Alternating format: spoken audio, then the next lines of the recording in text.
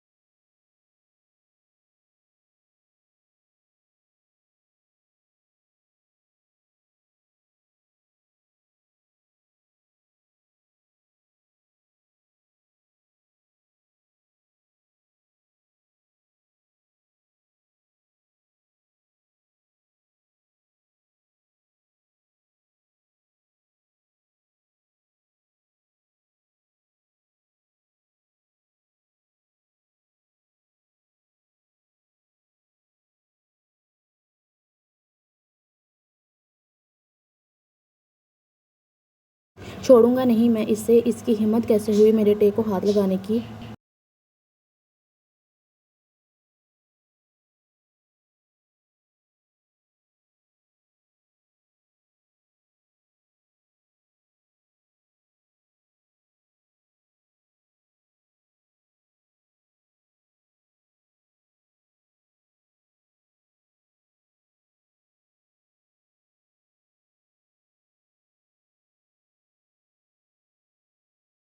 To be continue part 3, subscribe to my channel please.